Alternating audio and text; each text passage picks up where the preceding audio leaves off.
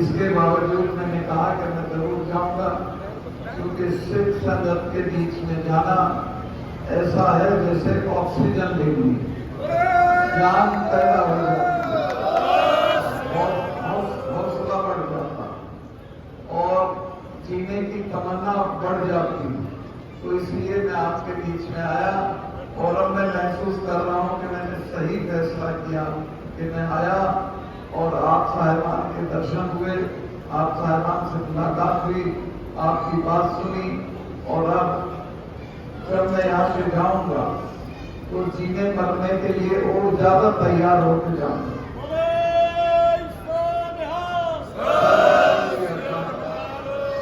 मैं ज्यादा वक्त नहीं लूंगा, थोड़े वक्त में बताना चाहता हूं कि मुझे सिख इतिहास से बहुत ताकत मिली है जिंदगी में।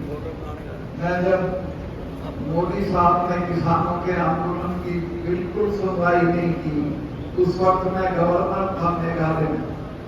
मैंने 10 दिन तक सोचा कि मुझे बोलना चाहिए कि नहीं बोलना चाहिए।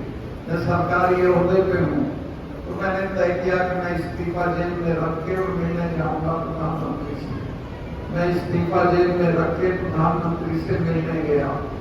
रास्ते में गडकरी जी को मैंने फोन किया, उन्होंने कहा कि इस्तीफा खुद मत देना, ये मांगे तो दे देना। मैं कहा ठीक है। फिर मैं गया तो दुआ सलाम के बाद मोदी जी ने पूछा कैसे, क्या बात है। मैं कहा साहब ये 4 महीने से दिल्ली के बॉर्डर पे किसान पड़े हैं, इनसे आप बातचीत कर रहे हैं। तो उसने कहा कुछ नहीं होता, संभालिए चले जाएं। मुझे बहुत बुरा लगा। फिर मैंने थोड़ा घुमा फिरा के कहा कि आप नहीं कर सकते तो आपका कोई और आदमी बातचीत कर ले। कहने नहीं, कोई बात की जरूरत नहीं है, आप चले जाएं। मैंने कहा फिर आप जानते नहीं हो, ये तब जाएंगे जब आप चले जाओ।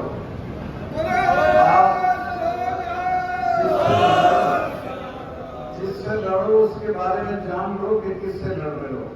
ये सिख साहिबान हैं, इनके गुरु महाराज ने अपने सारे साहिबजादे कटवा दिए थे, समझौता नहीं किया। और ये जो जाट है, ये तो 6 महीने लाल किले पे चढ़े रहते थे। अकबर की कब्र फाड़ लाए थे, उसका दाह संस्कार कर दिया था। इनको मुझसे लड़ा नहीं जाता, बातचीत की जाती है। लिहाजा बातचीत करेंगे। उस वक्त तो उनकी समझ में नहीं आया, लेकिन 2 महीने बाद माफी मांग के वो कानून वापस लिए। घमंड बहुत था उस वक्त। बाद में तो इतना डरने लगे कि पट्टा बांध के मीटिंग्स में जाते थे और उनको ये हुआ कि कोई मार देगा। तो मैं एक शेर है कुमार बाराबंकी का, वो दोस्तों से कहा कि कयामत यकीनन करीब आ गई है, कुमार अब तो मस्जिद में जाने लगे हैं। तो इन्होंने गुरुद्वारों में भी जाना शुरू किया। तो चलो दिल आए, दोस्त आए, लेकिन इनका घमंड टूट गया और इनका घमंड सिर्फ आप साहिबान ने तोड़ा।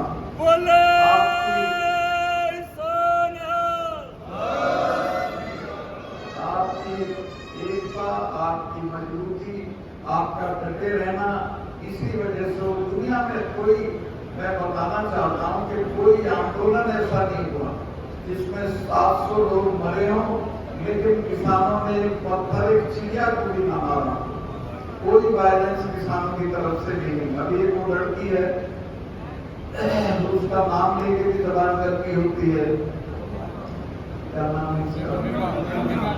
हाँ, कंगना रनावत। वो इतनी बुरी बात किसान आंदोलन के बारे में बोल रही है। मैं तो कहूंगा वो जिस पार्टी में है उनको उसको निकाल देना चाहिए। जिन किसानों ने एक चिड़िया पे पत्थर नहीं मारा, उनके बारे में इतनी बुरी बात वही बोल सकती है, कोई नहीं बोल सकता। और मैं उस लड़की का, जिसने वहाँ एयरपोर्ट पे उसको चांटा मारा, उसका स्वागत करता हूँ, उसको धन्यवाद करता हूँ। और आपको जान के अच्छा लगेगा कि वो आप ही की सबों में से थी, आप ही के बीच से थी वो बच्ची, और उसने शानदार काम किया। उसने कहा कि मैं और मारती अगर मेरा मौका मुझे ड्यूटी में ना होती। तो खैर, मैं कुल मिला के कहना चाहता हूँ कि ये दिल्ली में जो सरकार है, हालांकि इस बार हटा दी थी करीब, ये तो दो पार्टियों ने सपोर्ट कर लिया, वरना चली गई थी। अगली बार बिल्कुल चली जाएगी, आप इकट्ठा रहिएगा, ये सरकार में दोबारा नहीं आएंगे। लेकिन फिर भी मैं ये कहना चाहता हूं कि ये एक खतरनाक और खराब इरादे वाली